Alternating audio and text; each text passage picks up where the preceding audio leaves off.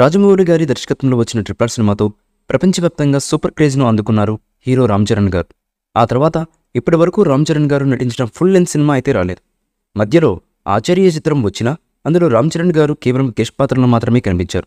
ప్రస్తుతం ఈ హీరో శంకర్ దర్శకత్వంలో రానున్న గేమ్ చేంజర్ సినిమా షూటింగ్లో బిజీగా ఉన్నారు. కానీ ఈ చిత్రం దాదాపు 3 సంవత్సరాల నుంచి షూటింగ్ జరుపుకుంటూనే ఉంది. ఇదిలా ఉండగా ట్రిపుల్ ఆర్ సినిమా కన్నా ముందు రామ్ చరణ్ గారు రాజమౌళి గారితో చేసిన చిత్రం మగధీర.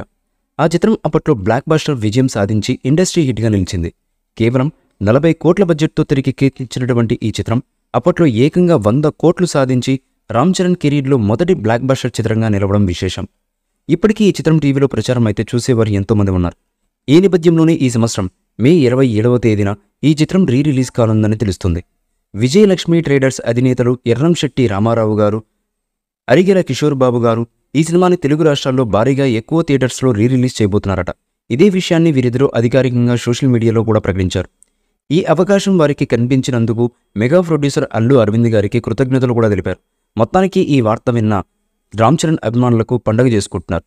అయితే ఇదిలా ఉండగా మగధీర మూవీ సీక్వెల్పై ఒక వార్త సోషల్ మీడియాలో విపరీతంగా హల్చల్ చేస్తుంది. అదేంటంటే దర్శకుడు మరియు రైటర్ అయినటువంటి విజయేంద్ర ప్రసాద్ గారు మగధీర సీక్వెల్ కథను పాన్ ఇండియా కాన్సెప్ట్తో కథను సిద్ధం చేస్తున్నారని విశ్వసనీయ వర్గాల నుంచి అందుతున్నటువంటి సమాచారం. గతంలో రాజమౌళి గారు తెరకెక్కించిన సినిమాల్లో ఏగ మూవీకి సీక్వెల్ చేసే ఆలోచన ఉందని, అయితే అది ఎప్పుడు ఎవరితో తెరకెక్కిస్తామనేది ఇప్పట్లో చెప్పలేమని, ప్రస్తుతం ఒప్పుకున్న కమిట్మెంట్స్ అనంతరమే దాని గురించి ఆలోచన చేస్తాం అని విజయేంద్ర ప్రసాద్ గారు తెలిపారు.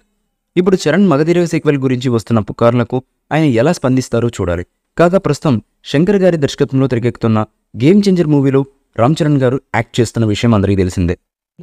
ఈ మూవీపై మీ అభిప్రాయాన్ని కామెంట్ బాక్స్లో తెలియజేయండి. ఈ వీడియో మీకు నచ్చితే లైక్ చేయండి, షేర్ చేయండి, కామెంట్ చేయండి. మరిన్ని అప్డేట్స్ కోసం మన ఛానల్ని సబ్స్క్రైబ్ చేయండి. అలాగే పక్కనే ఉన్న గంట సింబల్ని గట్టిగా టంగ్ టంగ్ అని కొట్టేసేయండి.